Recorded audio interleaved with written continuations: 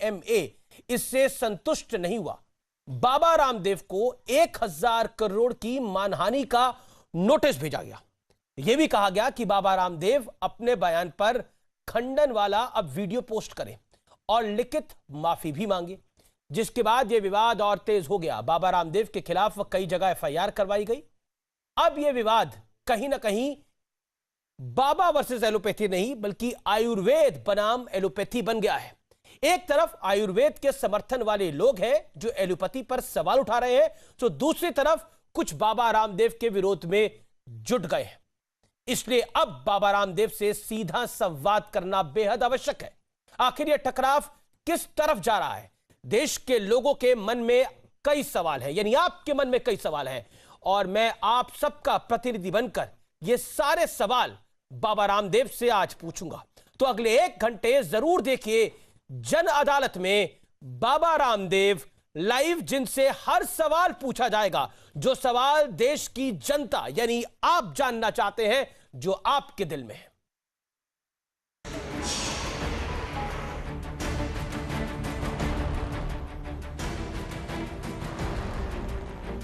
लाखों लोगों की मौत का कारण एलोपैथी है। कोरोना के पहले दौर से ही योग गुरु बाबा रामदेव बेहद सक्रिय है। योग के जरिए कोरोना से लड़ाई को मजबूत बनाने के लिए बाबा रामदेव ने कई सुझाव दिए, जिनकी तारीफ भी हुई और लोगों ने अपनाया भी। लेकिन इसके साथ साथ विवाद भी चलता रहा।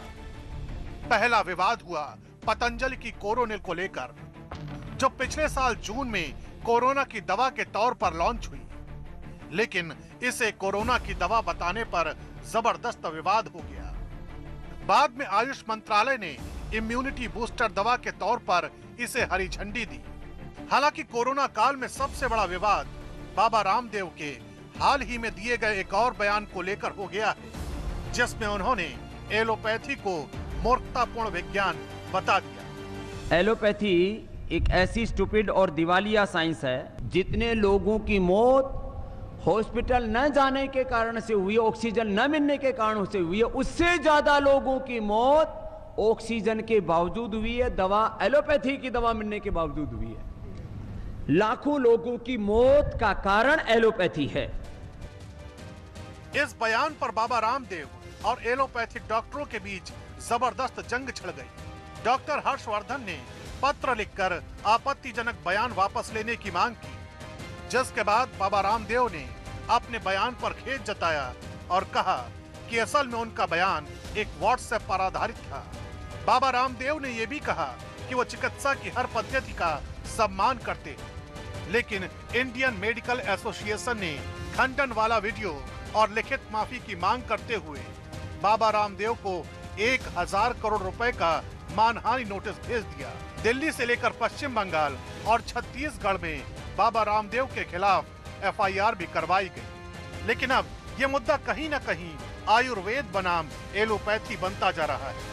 स्वामी रामदेव जी ने कितना बड़ा योगदान इस देश को दिया है ना। आयुर्वेद के प्रति एक आशा बंधना प्रारंभ हुआ। रामदेव बाबा कोई संत महंत नहीं है, वो एक कमर्शियल और बिजनेसमैन है। रामदेव बाबा जिस तरह से लोगों को और भारत की आम जनता को एक तरह की गलत बातें बता रही है, जिससे आम आदमी का नुकसान हो सकता है।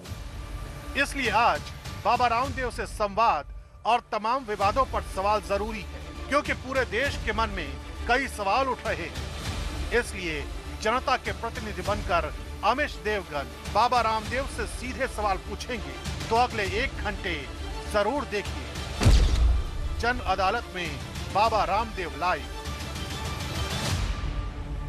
और आज पूरा देश बाबा रामदेव से सवाल पूछेगा। न्यूज 18 नेटवर्क देश का जाना माना नेटवर्क है, सबसे बड़ा नेटवर्क है।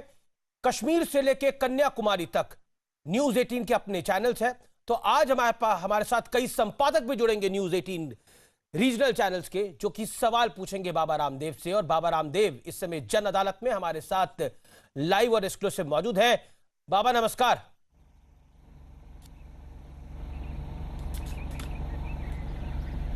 प्रणाम आमिश भाई और सारे आपके संपादकों को और पूरे देश के लगभग 18 चैनल पर आज आप सीधा संवाद कर रहे हैं, इसके लिए अभिनंदन है कि सत्य और प्रखर रूप से सब तक पहुंचे और लोग, क्योंकि आरोग्य उनका जन्मसिद्ध अधिकार है, तो जान सकें कि कौन सी पैथी से मैं क्या बेहतर लाभ पा सकता हूं। प्रणाम मेरा आपको बहुत बहुत। जी बाबा रामदेव, ऐसा क्यों है कि आप अक्सर विवादों में घिर जाते हैं या फिर आपको विवादों में घसीट लिया जाता है? सवाल यह खड़ा होता है, जनता जनार्दन का प्रतिनिधि बनकर आज मैं आपसे सवाल पूछ रहा हूं, आप जानबूझकर ऐसे बयान देते हैं या फिर हंगामा खड़ा कर दिया जाता है?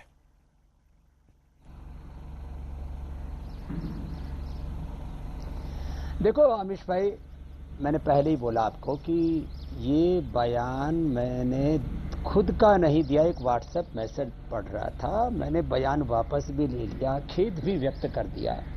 और मैं पुनः इस बात को दोहराना चाहता हूं, इस कोरोना की वैश्विक महामारी में जिन्होंने अपने प्राणों की आहुति देकर के दूसरों की जान बचाई, उन डॉक्टर, उन नर्सेज, उन सफाई कर्मचारी, उन ऑक्सीजन भेजने वाले उन गाड़ियों के ड्राइवर्स, उन सारे हेल्थ वर्कर्स के प्रति मैं नमन और कृतज्ञता पूर्वक प्रणाम निवेदन करता हूं। जहां तक बात रही कोरोना काल में देश सेवा की, तो आपने ये भी देखा है कि 5 लाख का 25 लाख का बिल बना और साथ में जो है अपने परिजन का शव मिला। मैं किसी पर आरोप नहीं लगा रहा हूं जी, लेकिन ये बात कहना चाहता हूं, यद्यपि शल्य चिकित्सा सर्जरी के भी आविष्कर्ता महर्षि सुश्रुत हैं, उसके बावजूद भी आधुनिक चिकित्सा विज्ञान एलोपैथी ने सर्जरी में बहुत प्रगति की है। और मैं पूरे गौरव के साथ ही कहता हूं कि पूरी दुनिया में कहीं पर भी जो शल्य चिकित्सा का जो अद्यतन अनुसंधान हुआ है, लाइफ सेविंग ड्रग्स बनाए हैं एलोपैथ ने, मैं उसको गौरव देता हूं और मानवता के हित के लिए उसको जरूरी मानता हूं। लेकिन इन दो चीजों को छोड़ करके, लाइफ सेविंग ड्रग्स और सर्जरी को छोड़ करके, चाहे बीपी को क्योर करने की बात हो, चाहे हार्ट डिजीज को रिवर्स करने की बात हो, शुगर को क्योर करने की बात हो, अस्थमा, हेपेटाइटिस, लिवर सिरोसिस और तमाम तरह के इनक्योरेबल डिजीज, जेनेटिक डिजीज, यहां तक कि सिर दर्द से लेकर के पेट दर्द तक, हर बीमारी में 98% बीमारियों को हम योग, आयुर्वेद, नेचुरोपैथी, खान पान के जो हमारी जीवन शैली के तौर तरीके उनसे ठीक कर सकते हैं। इसमें आपत्ति क्या है? मैंने 25 प्रश्न पूछे, अभी तक एक उत्तर नहीं आया, क्योंकि आने वाले शायद 25-50 सालों तक भी एलोपैथ उसका उत्तर न दे पाए, क्योंकि इनके पास बीमारियों का कंट्रोल तो है। योग, आयुर्वेद, नेचुरोपैथी की तरह इनके पास क्योर नहीं है, तो आपस में सहयोग करके आगे बढ़ना चाहिए। आयुर्वेद को हमेशा नीचा क्यों दिखाया जाता है? वो कह रहे हैं कि इनइक्वालिटी वो खराब माना जाता है, इनजस्टिस को, जी जी, अनटचेबिलिटी को, लेकिन ये क्यों हो रहा है आयुर्वेद के साथ? वो कह रहे हैं कि हम नीचा नहीं मान रहे आयुर्वेद को, बाबा रामदेव ने एलोपैथी को नीचे करके आंका। आपका बयान जो मैंने सुना, जो मैंने पढ़ा और जिसके ऊपर आईएमए को बहुत एतराज भी है, क्या आपको लगता है कि आपने एलोपैथी को नीचे करके आंका? आपने कहा कि बाबा रामदेव ने कहा कि सर्जरी कोई साइंस नहीं है बल्कि एक स्किल है।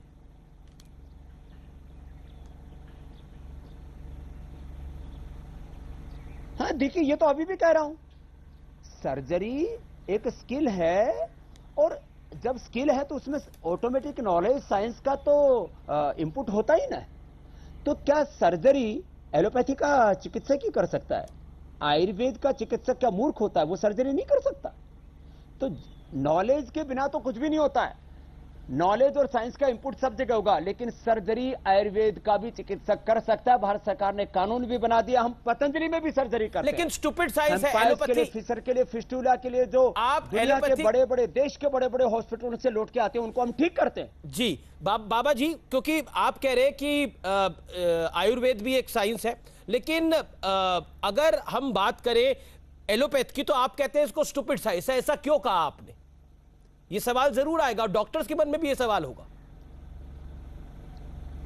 मैंने वापस कहता हूं आमिश भाई, मैंने वो एक मैसेज पढ़ा था, ये मेरा बयान नहीं था, फिर भी मैंने उसके ऊपर खेद व्यक्त कर दिया, बयान वापस ले लिया, माफी भी मांग ली। क्या माफी मांगने को क्या कहते हैं? क्या फिर फांसी पर लटका देंगे? अरे वो हर बात में हमें नीचा दिखाते हैं। उन्होंने कहा कि हमने सारा देश स्वस्थ कर दिया। मैंने कहा भाई, यदि कोरोना में आपने 10% रोगी ठीक किए, तो 90% रोगी योगासन करके, प्राणायाम करके, कोरोनिल खा के, गिलोय तुलसी का काढ़ा पी करके ठीक हुए। और मैं एक प्रति प्रश्न करता हूं आमिश भाई, देखो आप प्रश्न करेंगे, मैं भी कुछ प्रश्न करूंगा। जी जी।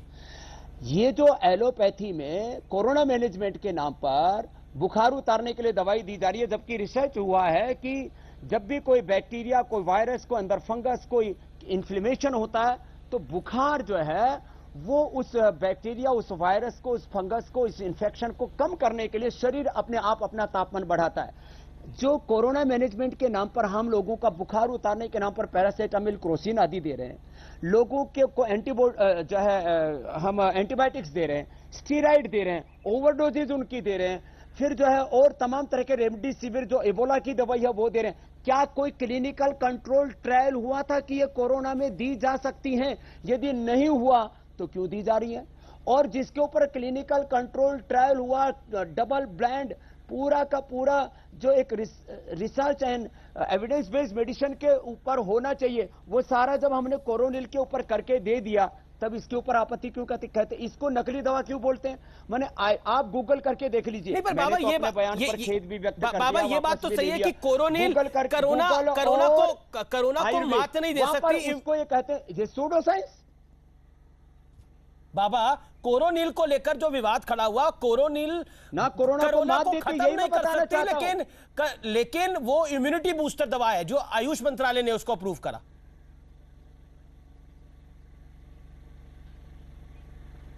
नहीं, अब जो है, जो पहले बार जो बयान था वो ये था, जब हमने दोबारा पूरे पेपर दे दिए रिसर्च के, इंटरनेशनल जर्नल में आप पढ़ लो, पूरी दुनिया में योग आयुर्वेद का जितना रिसर्च हुआ ना, हमारे पास में पूरे इंस्टीट्यूशन में 300 से 500 साइंटिस्टों की टीम है। हमने जो एक ड्रग डिस्कवरी का इन विवो, इन विट्रो और फिर जो है ह्यूमन ट्रायल तक की पूरे ड्रग डिस्कवरी की साइकिल वो पूरी की है। वर्ल्ड में जितने भी योग आयुर्वेद के रिसर्च पेपर छपे हैं उसमें करीब 10% योगदान अकेले पतंजलि का है। मैं खाली जो है बयान देने के लिए कोई बात नहीं कर रहा हूं। हमने योग आयुर्वेद का लाभ देश के 100 करोड़ से ज्यादा लोगों तक पहुंचाया है।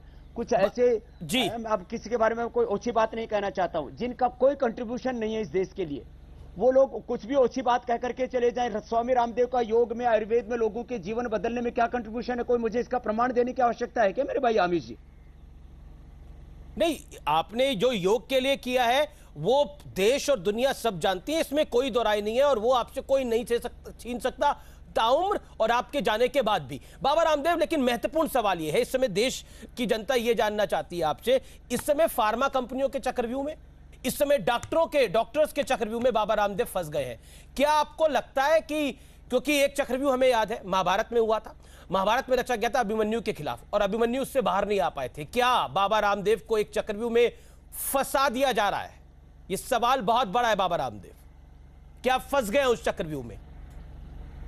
देखो आविश भाई, देखो फार्मा इंडस्ट्री, मैं कई बार जब ये बहुत लूट मचाते हैं, इनको ड्रग माफिया या मेडिकल माफिया भी कह देता हूं, और हमारे डॉक्टर उनके कई बार अनजाने में शिकार हो जाते हैं। जो बात मैंने कही वो बात आमिर खान ने भी कही थी कि आप 15 रुपए की दवाई को 1500 रुपए में बेचते हो, जो जेनिक जो मेडिसिन है उसको ब्रांडिंग करके।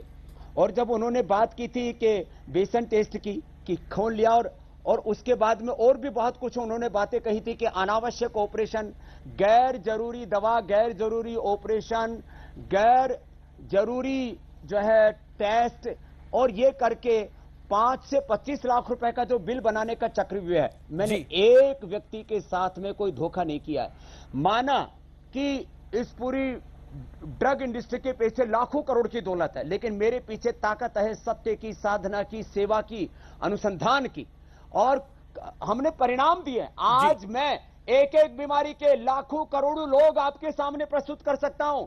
मैंने इस देश का 100 करोड़ किलो से ज्यादा वेट कम किया है। मैंने लाखों लोगों का BP, sugar, thyroid, arthritis, asthma, hepatitis, liver cirrhosis, fatty liver cure किया है। और 10 दिन से लेकर के 1 महीने में, 1 सप्ताह से लेकर के 1 महीने में मैं बड़ी से बड़ी बीमारियों को चुनौतीपूर्वक ठीक करता हूं। और मैं डॉक्टरों से आह्वान करता हूं, आईएमए से लेकर के जो भी मॉडर्न मेडिकल साइंस से जुड़े हुए प्रोफेशनल्स हैं, मेरे पास आ जाएं।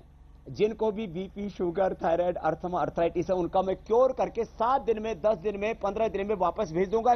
कोई रहने खाने पीने का कोई उनसे चार्ज नहीं लूंगा। ये तो एक एक दिन का 5-5 हजार 50,000 एक लोग फिर चार्ज लेते हैं। और किसी के पास यदि कोरोना के कारण से पैसे ना हो तो आने जाने का किराया भी दे दूंगा। 1000 डॉक्टर आ जाएं और जो मैं दावा करता हूं उनके पास तो BP, sugar, thyroid, asthma, arthritis, hepatitis, liver cirrhosis, fatty liver का क्योर नहीं है। हमारे पास क्योर है, मैं क्योर करूंगा। डॉक्टर भी तो इन बीमारियों से पीड़ित हैं। आ जाए ना। बाबा रामदेव, अनुभव किए स्वामी रामदेव, आयुर्वेद को झूठा बोलना, योग को झूठा बोलना, अपने पूर्वजों के ज्ञान परंपरा का उपहास उड़ाना। वो कह रहे हम उपास नहीं उड़ा रहे। अगर बाबा रामदेव के पास शक्ति है, सामर्थ्य है, तो आइए मैं कह रहा बाबा रामदेव पूरी कोरोना की महामारी का पूरा जिम्मा अपने ऊपर ले लें और सबको स्वस्थ कर दे। आप तो ये मानेंगे बाबा रामदेव ये बीमारी बड़ी भीषण है और इस सेकेंड वेव ने भारत के अंदर हाहाकार मचा दी। स्थिति बहुत खराब हुई। आपको पता है कितने परिजन, कितने लोगों के चले गए। संवेदनाएं सबके साथ है, लेकिन ये भी सत्य है। हाँ, ये कटु सत्य है। इस पर आपको बात करनी होगी बाबा। देश को बचाने में डॉक्टरों ने जो योगदान दिया है, मैं फिर वापस दोहराता हूं, वो खाली 2 काम कर ले। जो वेंटिलेटर पर पेशेंट हैं, जो ऑक्सीजन जिनको जो है आईसीयू में रखे हुए, आईसीयू वाले और वेंटिलेटर पेशेंट तो वो संभाल ले। बाकी एसिम्टोमेटिक, सिम्टोमेटिक और भी सीवियर पेशेंट तक भी, जिनकी 75 से 80% भी ऑक्सीजन आ गई है, जिनके फेफड़े कमजोर है, जिनका नर्वस सिस्टम कमजोर है, जिनकी इम्यूनिटी कमजोर है, जिनका बीपी शुगर कंट्रोल नहीं हो रहा है, उन सब पेशेंट को मैं ले के लिए तैयार हूं। पूरी प्रामाणिकता और वैज्ञानिकता के साथ आपके चैनल पर मैं पूरे खुले तौर पर ये चुनौती को स्वीकार करता हूं। लेकिन क्या ये आपका ओवर कॉन्फिडेंस है बाबा? 10% रोग यदि एलोपैथी ने ठीक किया, सवाल ये खड़ा होगा, लोग योग, आयुर्वेद, प्राकृतिक तौर तरीकों से ठीक हुए हैं। खुद हमारे एम्स के डॉक्टर गुलेरिया जी भी कह रहे हैं कि 90% लोगों को हॉस्पिटल जाने की जरूरत नहीं है। अमीश भाई बाबा, लेकिन वो ये भी कह रहे हैं कि आपकी संस्था के साथ जो लोग जुड़े हुए हैं उनका भी दुखद देहांत हुआ है, तो बाबा रामदेव प्रैक्टिकल चीजों को समझे, ये भी वो कह रहे हैं बाबा। और क्या ये आपको ओवर कॉन्फिडेंस नहीं है, ये सवाल खड़ा होगा। तो देखो, मैंने माना। अच्छा ये बताओ, मतलब मैं तर्क, तथ्य, युक्ति, प्रमाण, साइंटिफिक एविडेंस के साथ रोगी ठीक करूं, सब रिसर्च करके, और योग research based, innovation, evidence based योग आयुर्वेद की बात करूं, तो ये अप्रामाणिक कैसे?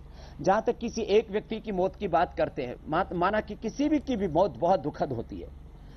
अब डबल वैक्सीनेशन के बाद क्या डॉक्टर्स की मौत नहीं हुई?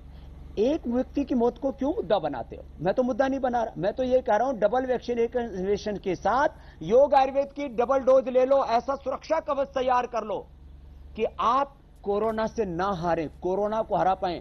तो वैक्सीनेशन की डबल डोज के साथ योग आयुर्वेद की डबल डोज में दिक्कत क्या अमीश भाई? और आपने भी तो इस जंग को जीता है, क्या आपने योग नहीं किया? और क्या हमारे मीडिया के वो भाई हारे नहीं? वो हमारे वो प्रखर राष्ट्रवादी पत्रकार क्या आज हमारे बीच में नहीं है? उसका कारण कहीं कुछ दिक्कत तो नहीं हुई है? आपसे ही पूछता हूं, आपने क्या किया था अमीश भाई? नहीं, मैं तो मानता हूं कि जब मुझे कोविड हुआ था तो मैंने योगा को करा था और ब्रीदिंग एक्सरसाइजेस करी थी। मेरे तो गले में भी दिक्कत हुई थी, आपको पता है बाबा, 1 साल पहले। उसके बाद भी मैंने ब्रीदिंग एक्सरसाइजेस करी थी, मैंने दवाई भी ली थी, मैंने एलोपैथी दवाई भी ली थी जिसका मैं सम्मान करता हूं, लेकिन मैंने योगा भी करी थी, इसमें कोई दो राय नहीं है। सांच को आंच नहीं है, जो सत्य है वो मैं हर मंच पे खड़ा होकर बोल सकता हूं। लेकिन मैं ये भी कहता हूं कि डॉक्टर्स का भी बड़ा योगदान है इस लड़ाई के अंदर, जिन्होंने अपनी जान को गंवा दिया है। लेकिन मैं मान रहा हूं, मैं उसको सम्मान देता हूं जी, और मैं ये कहता हूं कि ये मिलकर के लड़ाई लड़ो। हमारे तो ऋग्वेद का संदेश है संगच्छध्वम संवदध्वम। लेकिन और ये आईएमए पूरे मेडिकल साइंस का रिप्रेजेंटेशन नहीं करता है, ये तो अंग्रेजों के समय का बनाया हुआ एक एनजीओ है, ये कोई बहुत बड़ी लीगल ऑर्गेनाइजेशन नहीं है। ये तो साबुन, टूथपेस्ट, आप आईएमए का जाकर के पूरा इतिहास खंगा लो। ये क्या, ये पेंट को, बल्ब को, ये साबुन को, टूथपेस्ट को ये प्रमाणित करने वाली संस्था कहां से आ गई भैया? और इनके पास कौन सी रिसर्च लेबोरेटरी है? इनके पास क्या साइंटिफिक सेटअप है? किसी भी चीज का साइंटिफिक, ये जो एक्रेडिटेशन की बात करते हैं, वैलिडेशन की बात करते हैं, ये होते कौन है साइंटिफिक एक्रेडिटेशन और वैलिडेशन वाले? इन लोगों को अपनी मर्यादा में रहना चाहिए और सबको मिलजुल करके काम करना चाहिए। मैं तो इसी विचार का हूं। अरे अपने पूर्वजों की ज्ञान परंपरा का और वैज्ञानिक लेकिन अनुसंधान वो का कह रहे दोनों हैं का कि सम्मान जब तक करो। आप ये वीडियो बात में है। माफी नहीं मांगेंगे, जब तक बाबा रामदेव वीडियो में हमारे माफी जो नहीं IMA मांगेंगे, के अध्यक्ष हैं, 1000 ये तो करोड़ रुपए की ओझापंथी मानहानि हो करते हैं जाएगी। एलोपैथी के नाम पर। वो कह रहे हैं जब तक आप वीडियो पे माफी नहीं मांगेंगे 1000 करोड़ की मानहानि रहेगी जारी।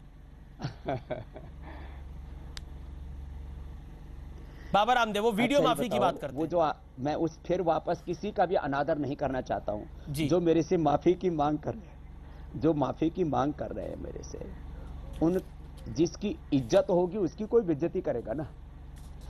स्वामी रामदेव की इज्जत, स्वामी रामदेव की प्रतिष्ठा, स्वामी रामदेव का योगदान क्या है, ये मुझे कहने की आवश्यकता नहीं है। मैंने इनकी क्या हानि कर दी भैया?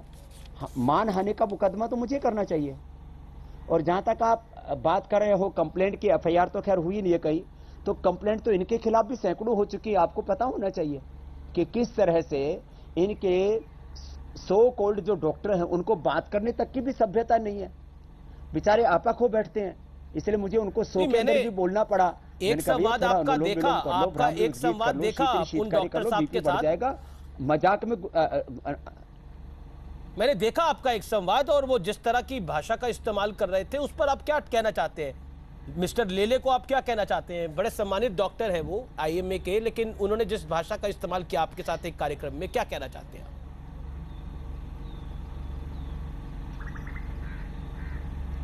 लेले जी का कोई ट्विटर अकाउंट मेरे पास तो 25 उनके मैसेज भेजे हैं, कोई उसको पढ़ लेगा तो वो तो एलोपैथी के नाम पर कलंक है बेचारे। दूसरी बात, इनके जो अध्यक्ष हैं वो कहते हैं कि ये अनुकूल समय है एक मजहब विशेष का संदेश घर घर तक पहुंचाने का, कि जो झाड़ फूक करके ऐसे पानी के छींटा मार करके जो एक ढोंग आडम्बर पाखंड अंधविश्वास करते हैं, तो एलोपैथी को ओझापैथी बनाने में क्यों तुले हुए हैं? और मैं वापस कह रहा हूं, इस देश के वो डॉक्टर जो सच में, चाहे वो हमारे एम्स के अंदर हैं, चाहे वो और हमारे दूसरे ऐसे बड़े बड़े सरकारी गैर सरकारी हॉस्पिटल हैं, जो प्रामाणिक डॉक्टर हैं, जो शालीन हैं, जो अपने पूर्वजों के ज्ञान परंपरा का सम्मान करते हैं, जो खुद भी योग करते हैं, मैं ऐसे करीब 90% अच्छे डॉक्टरों का सम्मान करता हूं। वो सच में मानवता के लिए एक भगवान का वरदान है। लेकिन जो एलोपैथी के नाम पर लूट खसोट करते हैं, एलोपैथी को भी बदनाम करते हैं, ऐसे डॉक्टरों का तो मतलब मुझे तो लगता है IMA वालों को खुद ही इनिशिएटिव लेकर के, जो इनके अध्यक्ष हैं और जिनके सो कॉल्ड जो इनके महामंत्री आदि हैं, इनको तो बर्खास्त करके किसी योग्य व्यक्ति को अपने इस NGO का अध्यक्ष बनाना चाहिए और उनको महामंत्री बनाना चाहिए। नहीं तो ये IMA का मुझे लगता है इसकी गरिमा ही खत्म कर डालेंगे। मैं आचार्य बालकृष्ण का एक ट्वीट को पढ़ता हूं। उन्होंने बोला, पूरे देश में क्रिश्चियनिटी में कन्वर्ट करने के षड्यंत्र के तहत बाबा रामदेव जी को टारगेट करके योग और आयुर्वेद को बदनाम किया जा रहा है। देशवासियों, अब तो गहरी नींद से जागो, नहीं तो आने वाली पीढ़ियां तुम्हें माफ नहीं करेंगी। क्या कहना चाहते हैं? क्योंकि इसको कहीं ना कहीं एक धर्म विशेष से जोड़ने की कोशिश हो रही है, जैसा आचार्य बालकृष्ण का आरोप है। देखो, ये जो इनके IMA के अध्यक्ष हैं ना, उनके वीडियो इतने वायरल हो रखे हैं कि इसके ऊपर तो कोर्ट ने अभी इनको सम्मन तक भेज दिया है मेरे भाई अमित जी। ये मैं नहीं कह रहा हूं, कोर्ट ने दिया कि आप एक डॉक्टर होकर के, एक किसी ऑर्गेनाइजेशन के प्रेसिडेंट होकर के किसी कन्वर्जन के लिए आप लोगों को कैसे प्रोत्साहित कर सकते हैं। स्वामी रामदेव ने किसी का मजहब नहीं बदला। हाँ, मैंने जीवन बदला लोगों का, मैंने लोगों को स्वास्थ्य दिया, उनको सुख दिया, समृद्धि दी, शांति दी, रोजगार दिया, मैंने उनके जीवन में एक डिवाइन ट्रांसफॉर्मेशन दिया, मैंने करोड़ों लोगों की दवाइयां छुड़ाई, उनको 99% लोगों को मैं कहता हूं मैं ऑपरेशन से, दवाओं से मुक्त करता हूं, साथ में बीड़ी सिगरेट शराब नशा से भी मुक्त करता हूं। ये राष्ट्र निर्माण का काम है, जीवन निर्माण का काम है, ऐसे काम करने चाहिए। इस तरह की चीजों से हमें बचना चाहिए जो IMA के अध्यक्ष करते हैं। ये बहुत शर्मनाक है और उसके लिए कोर्ट ने उनको सम्मन तक भेजा है। अब आगे फैसला बहुत जल्दी होगा। बाबा रामदेव, क्या आपको लगता है ये पूरी लड़ाई जो है अब ये आयुर्वेद बनाम एलोपैथी की हो गई है, जिसमें दोनों विज्ञान है अपने अपने तरीके के, दोनों का सम्मान है, लेकिन इस लड़ाई को शुरू आपने करा है। आरोप आप पे ये है, अगर मैं आरोप की बात करूं तो आरोप ये है कि बाबा रामदेव ने इस जंग को शुरू करा और IMA कह रहा है अब खत्म हम करेंगे इसको।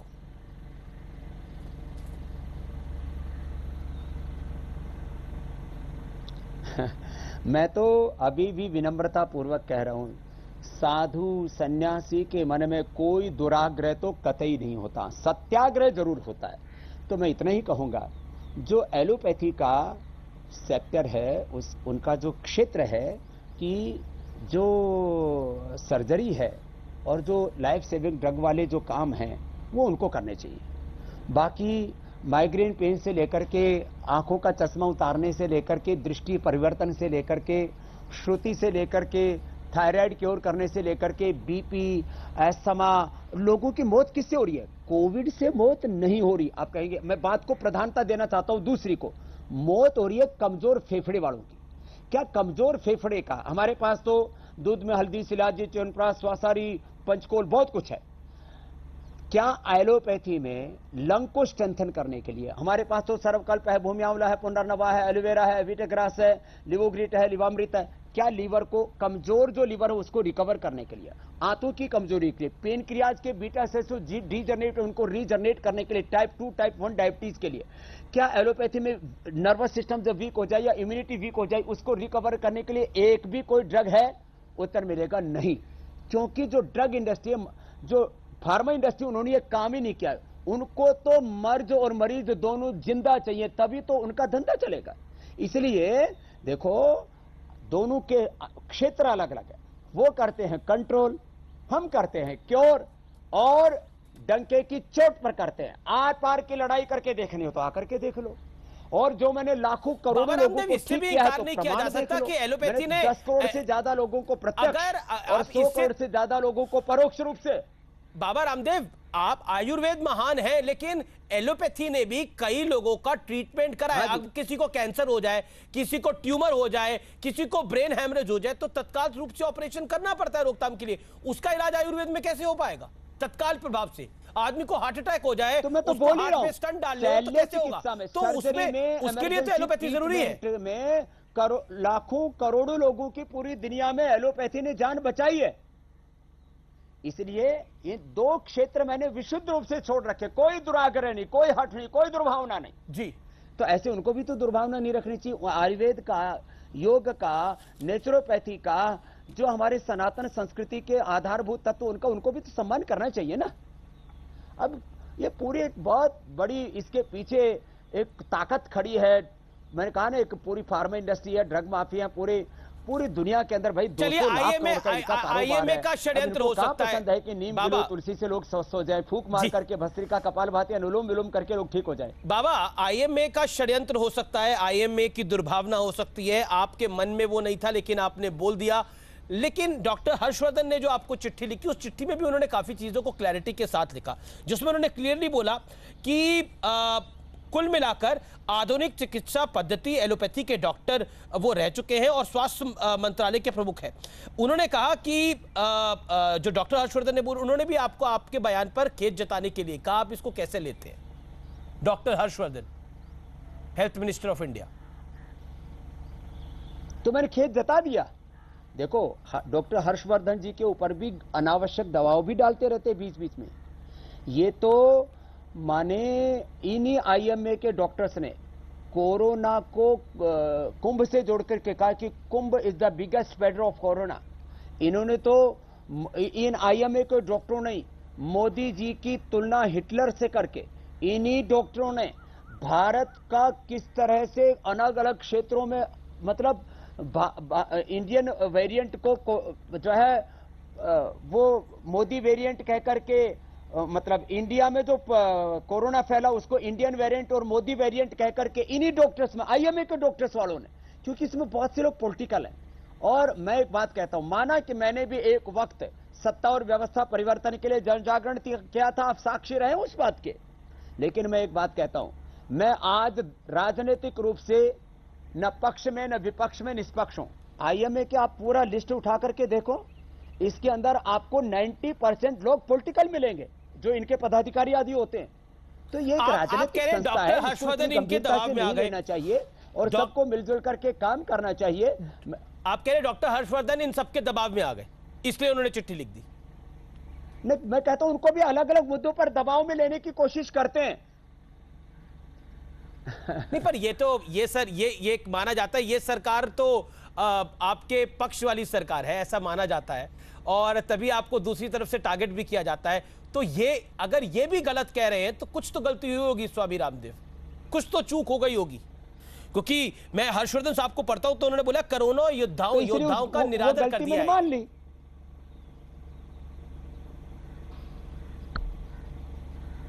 नहीं देखो, दरअसल क्या है, वो पूरी बात एक लाइन मेरा बयान निकाल दिया ना, उससे दिक्कत होगी। और मैंने कोई ऑफिशियल बयान नहीं दिया था, कार्यकर्ताओं के बीच में ऐसे बैठ करके बोल रहा था, किसी ने उसको फेसबुक लाइव कर दिया। तो ऐसे कोई मेरा ऑफिशियल बयान था नहीं, मेरी मंशा थी नहीं। आज मैं पुनः कह रहा हूं, अभी भी मेरे मन में कोई निरादर नहीं है, और मैं वापस कह रहा हूं, देखो दुनिया में सबसे बड़ा मुद्दा है स्वास्थ्य का। स्वास्थ्य है तो संसार है, जान है तो जहान है, बाकी तो सब शमशान है। इसलिए जान को बचाने के लिए हमको योग को, आयुर्वेद को, नेचुरोपैथी को, जो हमारे सात्विक आध्यात्मिक अहिंसक जीवन पद्धति, उसको अडॉप्ट करना चाहिए। जहां जरूरत है हम एलोपैथी से भी मदद लेनी चाहिए। घृणा तो हम अपने शत्रु से भी नहीं करते, एलोपैथी से घृणा करने का तो कोई प्रश्न ही नहीं है। लेकिन प्रश्न यह है कि योग, आयुर्वेद और नेचुरोपैथी से, वैदिक संस्कृति से कुछ लोग घृणा क्यों करते हैं? आप अभी गूगल कीजिए और IMA और आयुर्वेद निकाल के दीजिए, वो हमको सूडो साइंस क्यों कहते हैं, वो अपने पूर्वजों की ज्ञान परंपरा का अपमान क्यों करते हैं?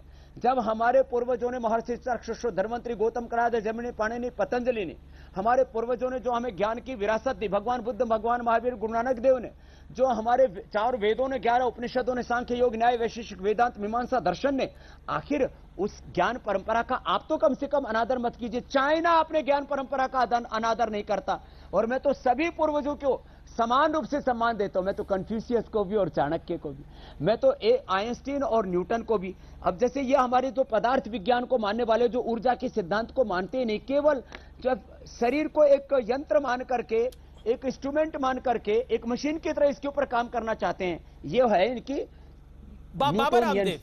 क्योंकि आप आज जन अदालत में क्या होना चाहिए, मैं न्यूटन के साथ आइंस्टीन को भी मानता हूं, मैं डार्विन के साथ में लेमार्क को भी मानता हूं। बाबा, क्योंकि आप जन अदालत में लाइव है, इस समय बहुत से लोग सोशल मीडिया पे आपसे सवाल पूछ रहे हैं।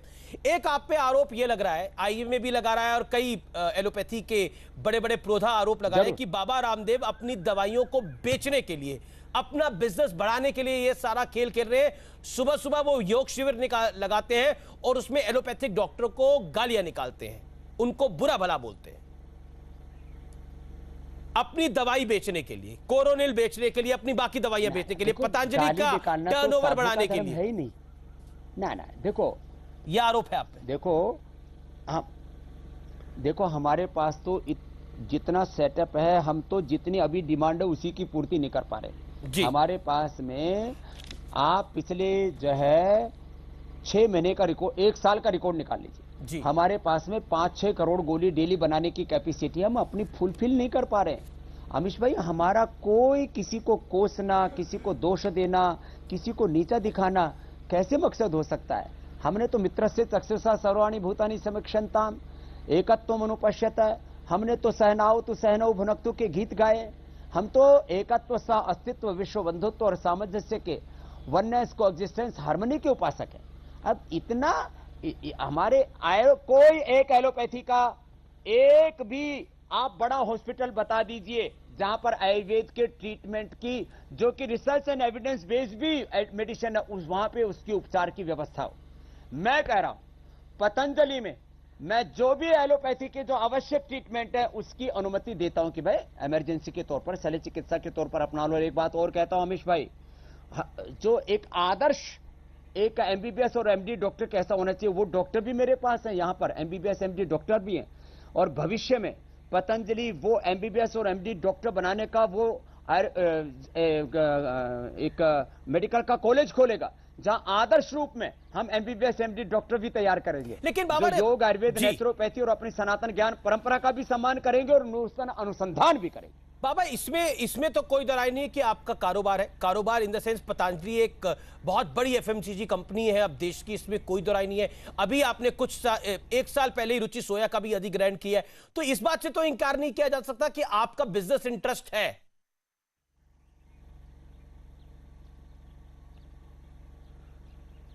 देखो, मैं पुरुषार्थ जो करता हूं उससे अर्थ आता है। जी। लेकिन वो सारा अर्थ परमार्थ के लिए है ना मेरे भाई। ये बात अलग होगी ना। स्वामी रामदेव ने अपने लिए एक कौड़ी भी इस्तेमाल की हो तो जो दंड मिले वो मैं स्वीकार करता हूं। लेकिन दुनिया में योग का, आयुर्वेद का, प्राकृतिक चिकित्सा का, वैदिक संस्कृति का, जी, गुरुकुल का ये पूरा अनुष्ठान अपनी सनातन संस्कृति को गौरव देने का यदि हजारों करोड़ के मैंने चैरिटी के काम किए तो किसी किए। पुरुषार्थ से जो अर्थ आया उसको परमार्थ के लिए लगाया निस्वार्थ भाव से। अब ये करना भी यदि गुनाह है तो मैं ये योग मूलक उद्योग और ये पुरुषार्थ मूलक अर्थ जो अर्जित हुआ इससे परमार्थ में करता रहूंगा। जी बाबा रामदेव, अब सवालों का दूसरा राउंड है, यानी बाबा रामदेव अब नेटवर्क 18 के संपादकों के सवालों के चक्रव्यूह में होंगे। और मेरे साथ इस चर्चा में विवेक नारायण जुड़ रहे हैं जो कि मैनेजिंग एडिटर हैं साउथ न्यूज 18 के। आपका स्वागत है। राजीव पाठक है एडिटर न्यूज 18 गुजराती के। आशुतोष पाटिल है एडिटर हैं लोकमत के, न्यूज 18 लोकमत के। मेरे साथ इस चर्चा में ब्रजमोहन सिंह है जो कि एडिटर इनपुट है न्यूज 18 बिहार झारखंड के। तमाम लोगों का अभिनंदन है। लेकिन पहला सवाल मेरे पास जो है वो managing editor news 18 CNN news 18 के जाका जैकब का है। उन्होंने सवाल पूछा है बाबा रामदेव आपसे। IMA का कहना है कि कोविड से लड़ते हुए 500 से ज्यादा डॉक्टरों ने जान गंवाई है। डॉक्टरों ने इस दौरान योद्धा की तरह लड़ाई लड़ी। ऐसे में क्या आपको अपने पुराने बयान पर खेद है जिसमें आपने कहा था कि जो डॉक्टर अपनी रक्षा नहीं कर सके वो दूसरों की रक्षा कैसे करेंगे?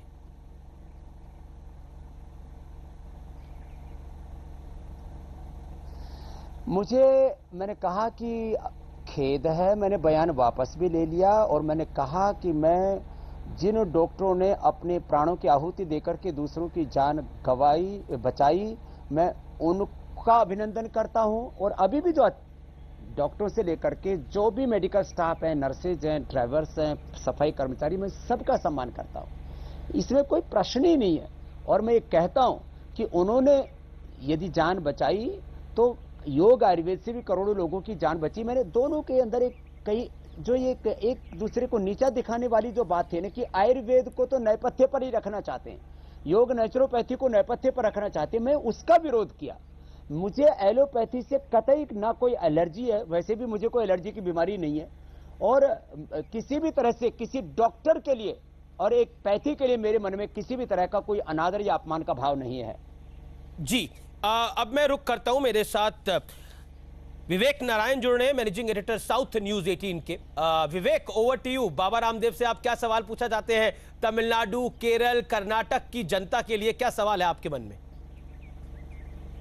रामदेव जी, पूरे भारत की तरह दक्षिण भारत भी ये पूरे प्रकरण से, ये जो कंट्रोवर्सी हुई है उससे अछूता नहीं है। यहाँ भी लोग उस पर रिएक्ट कर रहे हैं।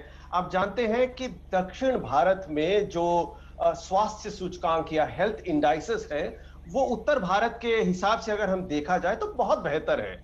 इसके कई सारे कारण हो सकते हैं, पर उसमें से एक बड़ा कारण है जो दक्षिण भारत ने एलोपैथी को पूरी तरह से थामा है, उसका साथ दिया है।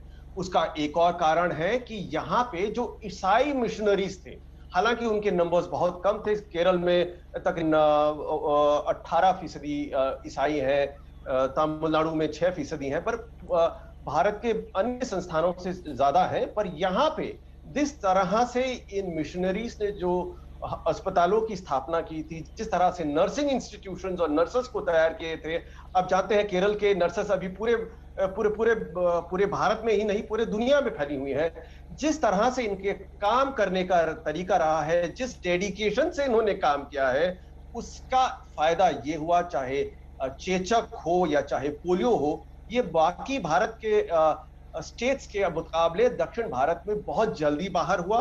उसमें एलोपैथी का बहुत बड़ा एक हाथ भी है और उसमें दूसरा हाथ है मिशनरी और ईसाइयों का। क्यों ऐसा लगता है यहाँ के लोगों को कि एक तरह से, एक तो आपका जो संस्थान है वहां से जो आवाजें आ रही हैं जो ये कह रही हैं कि अगर ईसाई is equal to allopathy, Hindu is equal to Ayurveda. अगर आप हिंदू हैं तो आप आयुर्वेद को देखिए, अगर आप ईसाई हैं ये तो बाहर का है, वेस्ट का है, हमारा नहीं है। ऐसा क्यों एक सिग्नल आ रहा है आपकी तरफ से? बाबा रामदेव जवाब।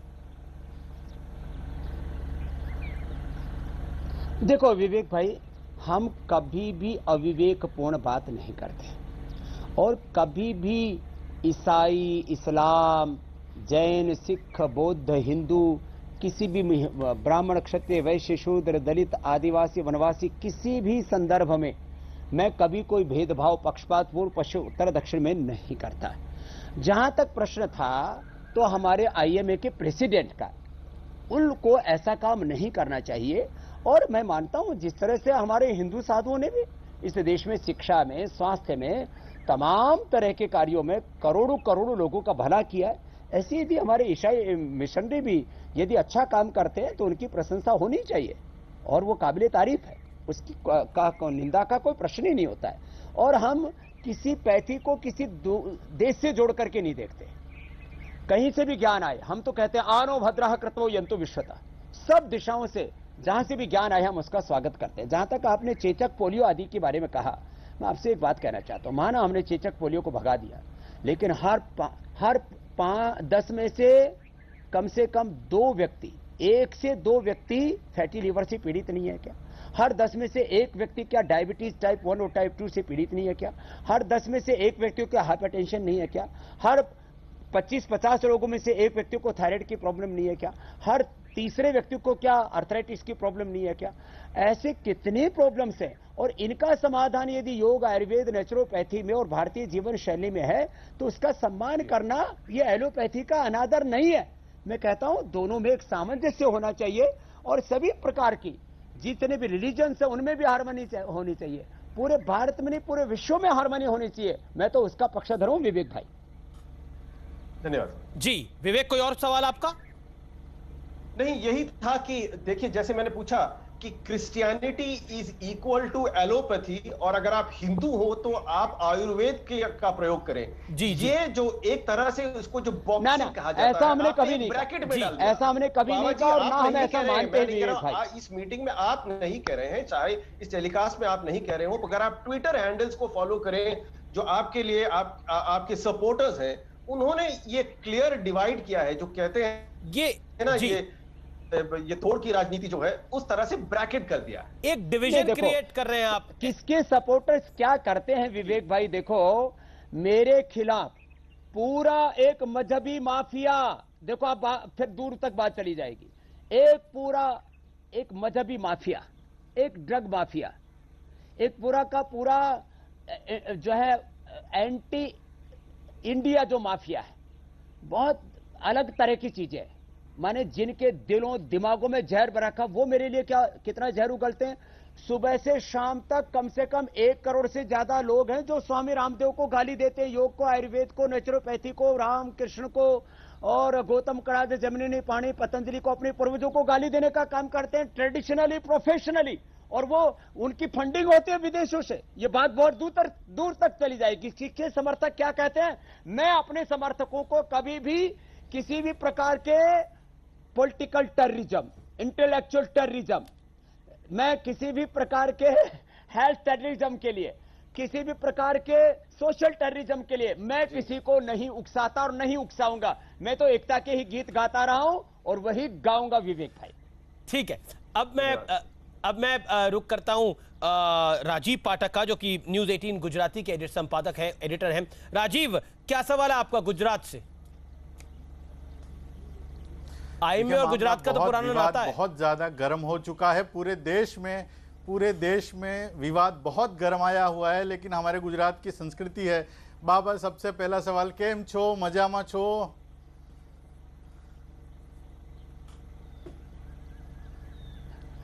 બધું સારું છે, તમે કેમ છો? બધું ગુજરાતમાં હવે પરિસ્થિતિ થાળે પડી છે, પણ एक सवाल जो हम आपसे जानना चाहते हैं कि जो कोरोना है उसके केसेस काफ़ी हद तक कम हो चुके हैं गुजरात में, लेकिन म्यूकोरमाइसिस जो है वो बहुत ज़्यादा पनप रहा है गुजरात में। उसकी दहशत शायद देश के और हिस्सों से सबसे ज़्यादा है। क्या योग में उसके लिए कोई ऐसा योग है जिससे कि उसकी संभावना कम की जा सके, क्योंकि उसका इलाज भी कोरोना के मुकाबले बहुत महंगा है?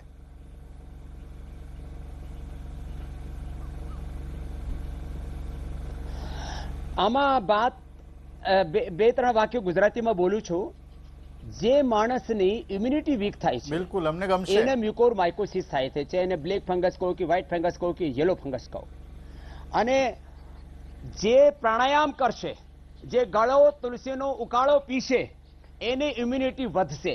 આ હું એક સિમ્પલ એક્ઝામ્પલ આપું છું. જે લાકડી હોય ને ગળેલી હોય, એના ઉપર ફંગસ લાગે तो कमजोर लकड़ी को फंगस लगती है, कोई भी बैक्टीरिया, कोई भी वायरस, किसी भी तरह की कोई चीज उसके ऊपर पनपती है.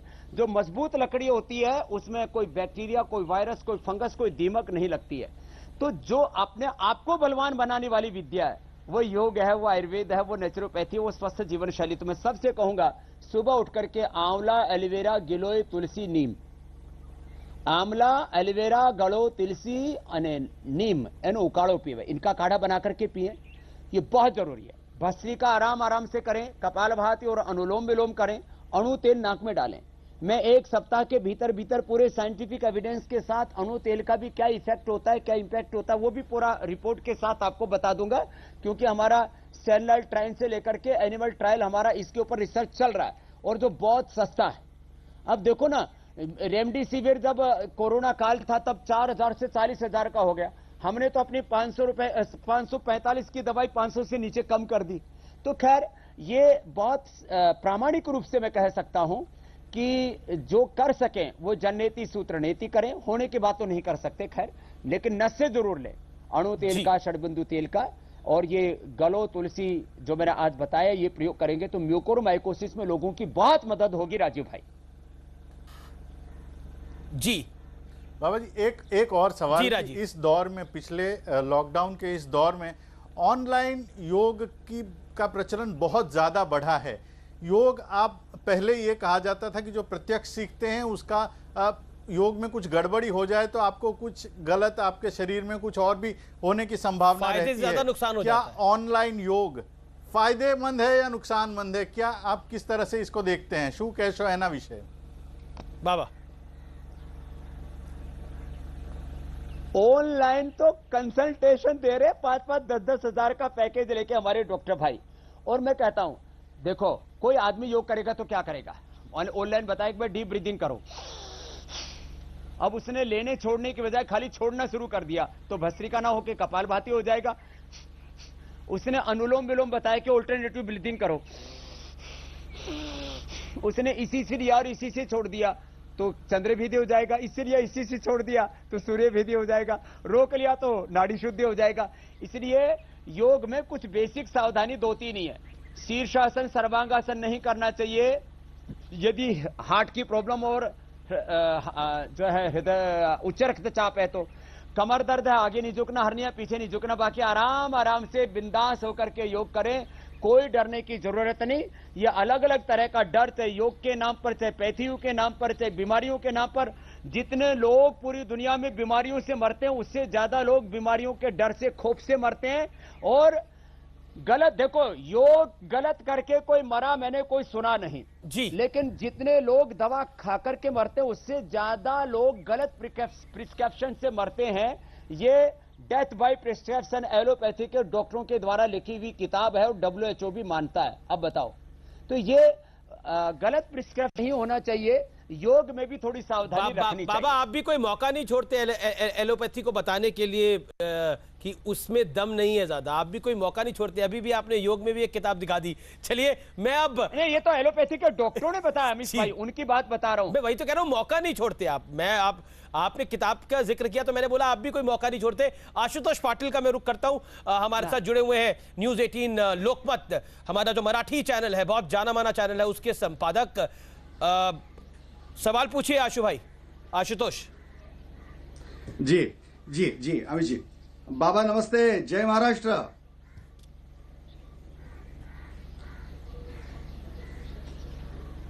सगळ्या बंधू भगिनींना माझ्या हृदयापासून खूप खूप प्रणाम. जी जी बाबा, तुम्ही नेहमी, मी मराठीमध्ये प्रश्न विचारतो, तुम्ही भारतीय संस्कृतीचं उदाहरण देता. आप भारतीय संस्कृति का उदाहरण देते हैं.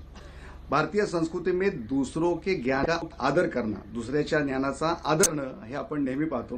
तुम्ही बोलता बोलता ॲलोपॅथीला टोमणे मारता, टीका करता. तुम्ही आता एक नुकतंच विधान पण केलं होतं की कोणाच्या बापात हिंमत आहे का की मला हात लावण्याची. तुम्ही महाराष्ट्रामध्ये येऊन अशी धमकी देऊ शकाल?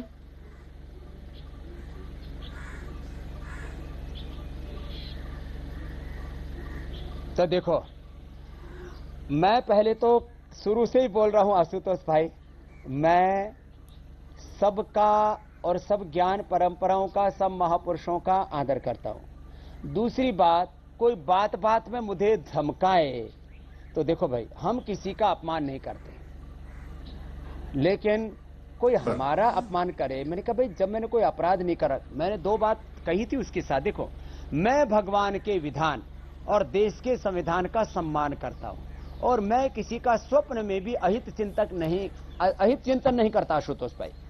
तो दूसरा में कोई बार बार कहे इसको जेल में ठोकेंगे, इसको फांसी पर लटकाएंगे, बाबा अपराधी है, बाबा आतंकवादी है, ये कहना तो गलत है ना आशुतोष भाई. बस इतनी सी बात है. बात कोई किसी भी तरह से ज्ञान का अनादर करने की, किसी पैथी का अनादर करने की कोई मनसा आशुतोष भाई न थी, न है, न होगी. बर, बाबा आणखीन एक प्रश्न आहे की महाराष्ट्र में थर्ड वेव आशुतोष, अगर हिंदी में बोलेंगे तो हमारे सारे व्यूअर्स सुन पाएंगे, समझ पाएंगे. जी जी, जो महाराष्ट्र में जो थर्ड वेव आने की संभावना जताई जा रही है उसमें बच्चों को खतरा दिखाया जा रहा है. तो क्या बच्चों में इम्यूनिटी पावर बढ़ाने के लिए कुछ आप सलाह दे सकते हैं, या योगा में कुछ सलाह है?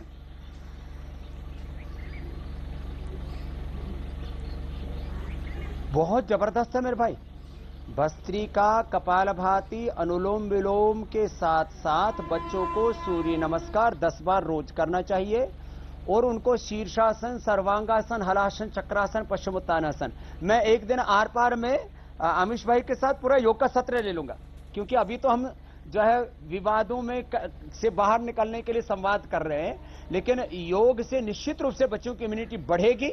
और मैंने 6 महीने के बच्चों से लेकर के और 5-10 साल के बच्चों को खाली योगाभ्यास करा करके और सिला तुलसी. फिर कोई कहेगा 100 बाबा जी बेचने के लिए तो नहीं बता रहे यार, अपने घर में सिला जी, तुलसी, गिलोय पी लो ना. मैं कोई बेचने बाचने की बात नहीं कर रहा हूं. ये करवा करके मैंने 3 से 5 दिन के अंदर जो बहुत ही काफी जिनके ऊपर बच्चों के ऊपर अटैक हुआ उनको प्रोटेक्ट किया है, और बच्चों में इम्यूनिटी आंसू भाई बहुत अच्छी होती है. योग करने से यो इम्यूनिटी और इतनी स्ट्रांग हो जाती है कि किसी भी प्रकार से बच्चों के ऊपर कोरोना किसी प्रकार से कोई दुष्प्रभाव नहीं डाल पाएगा. बाबा, क्योंकि अभी हमारे साथ बिहार के संपादक भी है ब्रिजमोहन सिंह, वो भी सवाल पूछना चाहते हैं. ब्रिजमोहन, जल्दी से सवाल पूछिए अपना.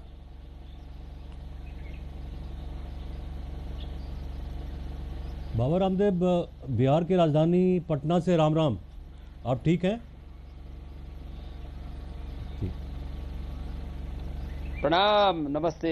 राम राम. लोग यहाँ जानना चाहते हैं बिहार में, जी नमस्ते नमस्ते, आप यहाँ के लोग जानना चाहते हैं, खास करके यहाँ के जो डॉक्टर्स हैं वो जानना चाहते हैं. जब मैं PMCH में जाता हूँ, एम्स में जाता हूँ, बड़े अस्पतालों में जाता हूँ, तो उनको एक चीज़ को लेकर दुख बहुत है बाबा रामदेव, कि आपने जो डॉक्टर्स को लेकर बयान दिया, उनके योगदान को लेकर. आपको बता दूं कि बिहार में लगभग 70-80 डॉक्टर हैं जिनकी जानें चली गई हैं, जो गांव में विपरीत परिस्थितियों में काम कर रहे हैं, नर्सेस हैं, एम्बुलेंस चला रहे हैं.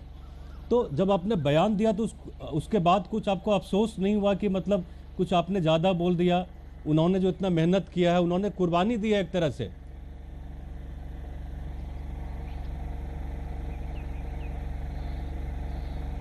मैंने तो अपने बयान की शुरुआत ही ब्रिजमोहन भाई यहां से की कि मैं जिन डॉक्टरों ने अपने प्राणों की आहुति दे करके दूसरों की जान बचाई, मैं उनको सलाम करता हूं, उनको वंदन करता हूं. ये दरअसल गलतफहमी हुई, उसको तो मैंने पहले ही से ही उसको निराकरण कर चुका हूं, और अभी भी मैं वापस कह रहा हूं, मैं कतई किसी डॉक्टर का अपमान करना तो बहुत दूर की बात रही. मैं तो किसी चींटी से लेकर के इस पूरे अस्तित्व को उस भगवान का स्वरूप मानता हूं. किसी का अनादर करने का प्रश्न ही नहीं है. और अभी भी मैं वापस कह रहा हूं कि ये संघर्ष किसी व्यक्ति का अनादर करने का नहीं है, या एलोपैथी का भी अनादर करने का नहीं है. हम सब मिलकर के मानवता का भला करें, इसी भावना से मैं आज भी संवाद कर रहा हूं. और वापस मैंने उस समय भी अपना बयान वापस लिया, खेद व्यक्त किया. अभी भी मैं यदि वापस कह रहा हूं, मैंने कोई बयान पढ़ दिया एक व्हाट्सएप पर, उससे भी किसी की भावना आहत हुई तो मैंने तो कहा मैं उसके लिए खेद व्यक्त करता हूं, क्षमा मांगता हूं। तो फिर भी मेरे ऊपर ये आरोप न जाने क्यों बार बार लगाया जा रहा है, तो इससे हमें आगे बढ़ना चाहिए। बृजमोहन भाई जी, आप तमाम लोगों का बहुत बहुत शुक्रिया हमारे साथ जुड़ने के लिए। बृजमोहन, विवेक, राजीव पाठक, आशुतोष पाटिल, आपका बहुत बहुत शुक्रिया हमारे साथ जुड़ने के लिए। बाबा रामदेव, क्योंकि ये जन अदालत है, पब्लिक के सवाल नहीं लूंगा तो गलत होगा। पब्लिक के लोग काफ़ी सारे सवाल पूछ रहे हैं। एक व्यक्ति सवाल पूछ रहा है, प्रोफेसर है, वो कह रहे हैं कि बाबा आप देश सेवा में बहुत काम करते हैं, तो कोरोना के इस काल में कोरोनिल फ्री क्यों नहीं बांट देते? हरियाणा सरकार से भी आधे पैसे ले रहे हैं, ऐसा क्यों कर रहे हैं आप? ये आपसे सवाल पूछा है। देखो, हमने करीब 40 से 50 करोड़ रुपए की इस देश में पतंजलि की तरफ से सेवा की है। जो प्रोफेसर साहब हैं वो भी अपनी तनख्वाह थोड़ी सी दान में दे दे, तो आधा मैं दे देता हूं, आधा वो दे दे। अरे मैंने तो देश के लोगों के बूते पर ये योग आयुर्वेद का इतना बड़ा सेवा का संस्थान खड़ा किया। मैं गवर्नमेंट से कोई पैसे नहीं लेता हूं, मैं वो एनजीओ नहीं हूं जो विदेशों से पैसे लेता हूं। मैं तो देश के लोगों से कोड़ी कोड़ी करके ये सारा इतना बड़ा योग का आयुर्वेद का विस्तार किया। इसलिए जो है जितना मुझे करना चाहिए उससे ज्यादा मैं करता हूं। हमेशा हर साल करीब 250 से 500 करोड़ रुपए की मैं चैरिटी करता हूं और आगे भी करूंगा, किसी के दबाव में प्रभाव में आकर के नहीं। मैं अपना धर्म मानता हूं इसको, क्योंकि मेरा एक एक श्वास और मेरे खून का एक एक कण मेरी मातृभूमि के लिए ही है। और जरा ये यूनिलीवर वाले और तमाम तरह के, मैं किसी कंपनी का ज्यादा नाम नहीं लूंगा, इन एमएनसी से पूछो जो साबुन, टूथपेस्ट, क्रीम, पाउडर बेच करके ये देश में क्या चैरिटी करते हैं, उनसे भी पूछ लो जरा। बाबा अगला सवाल है। एक रॉकी है, वो लिख रहे हैं कि मैं बाबा रामदेव से पूरी तरह से एग्री करता हूं। और गरीबों को तो हम दे रहे हैं मुफ्त में, करोड़ों लोगों की जिंदगी को बदल रहे हैं। वो उन्होंने आयुर्वेद को इनोवेट किया है, ये कह रहे हैं। एक और सवाल है विजय का, वो ये लिख रहे हैं कि बाबा रामदेव, आपका एक बयान था जो मैंने देखा, उन्होंने जो आपने बोला कि किसी के बाप में दम नहीं है कि मुझे गिरफ्तार कर ले, क्या ये बाबा रामदेव का अहंकार है क्योंकि वो सत्ता के करीब है? ये सवाल पूछ रहे हैं।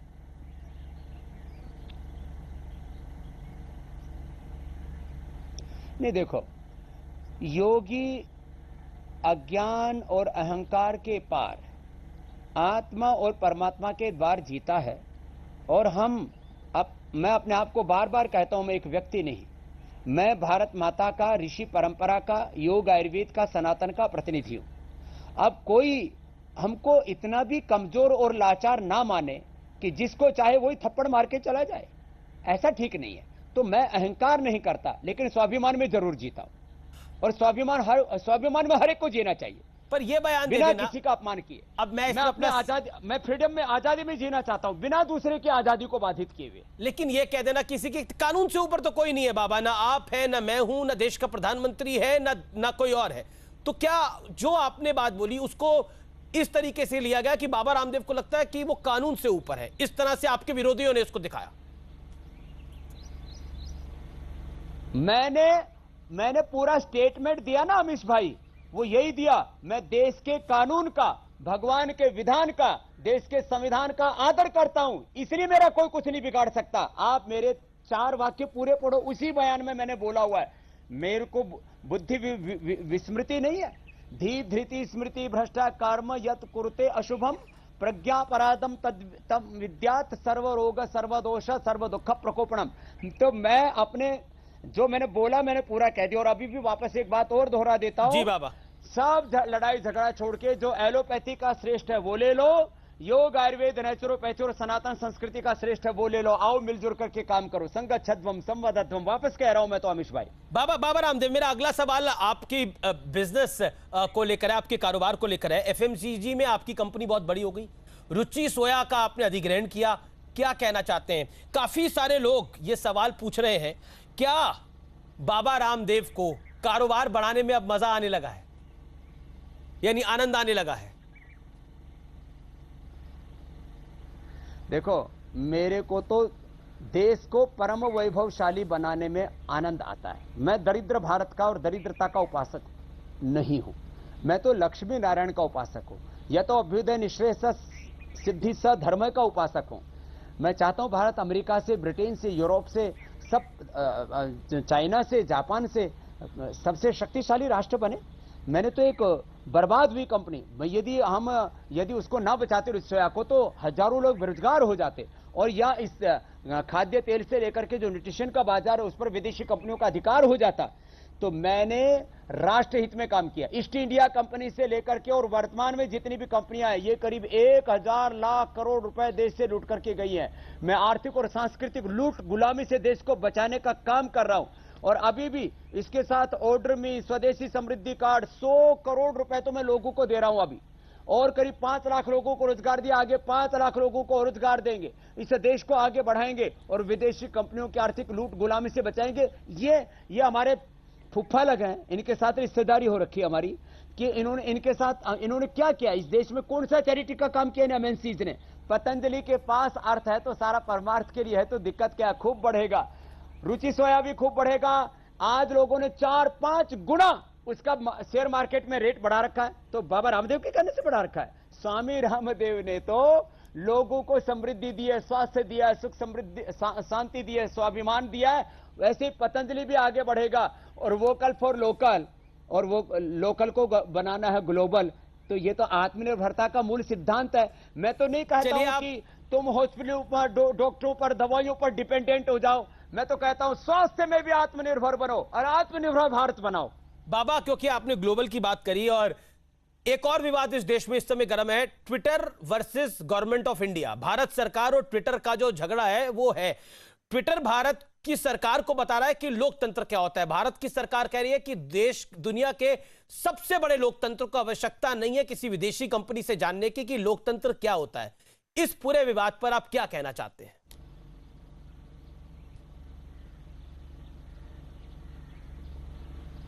दरअसल ये एक सिलिकॉन वैली वाले वो भी अपने आप को ना सर्वशक्तिमान समझने लगे। जैसे हमारे कुछ एलोपैथी वाले अपने आप को सर्वशक्तिमान समझने लग गए थे ना, ये सर्वशक्तिमान समझने का भ्रम किसी को नहीं पालना चाहिए।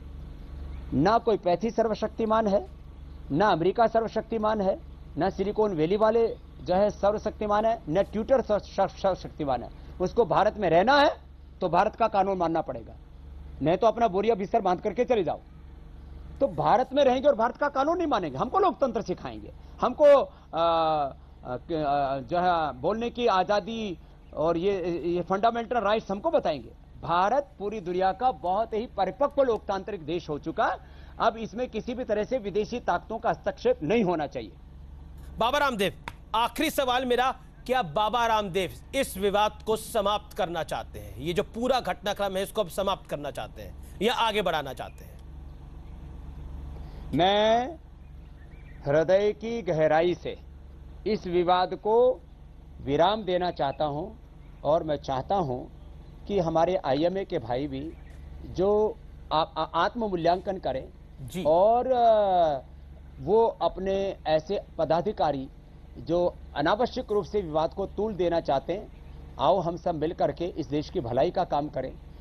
जो गरीब लोग हैं उन तक भी जो अफोर्डेबल जो ट्रीटमेंट है हमारा, योग, आयुर्वेद, नेचुरोपैथी, खान पान, होम रेमेडी, इस तक पहुंचाने का काम करें। तो हम अपने स्वार्थों से ऊपर उठ करके इस राष्ट्र की सोचें, गांव के अंतिम आदमी की सोचें, उस मिडिल क्लास आदमी की सोचें जो लाखों रुपए अफोर्ड नहीं कर सकता ट्रीटमेंट के नाम पर। तो मैं इस विवाद को ईमानदारी से, दिल से समाप्त करना चाहता हूं। अमिश भाई, बहुत बहुत शुक्रिया बाबा रामदेव, आप आज न्यूज़ 18 नेटवर्क के साथ जुड़े, हर सवाल का आपने जवाब दिया, और उम्मीद करेंगे कि आगे भी आपसे बातचीत होती रहे। लेकिन उम्मीद ये भी करेंगे कि ये पूरा विवाद खत्म हो और आयुर्वेद और एलोपैथी मिलकर लोगों की रक्षा करे। ये बड़ा सार्थक संवाद है जो आज न्यूज़ 18 ने देश हित में किया है। और हम आपको बता दें कि हमारे लिए टीआरपी महत्वपूर्ण नहीं है, हमारे लिए विवाद महत्वपूर्ण नहीं है, हमारे लिए देश महत्वपूर्ण है, देश सर्वोपरि है। इसीलिए देश के लिए आज हमने ये संवाद किया है। जरूरी है कि एलोपैथी और आयुर्वेद दोनों मिलकर काम करें।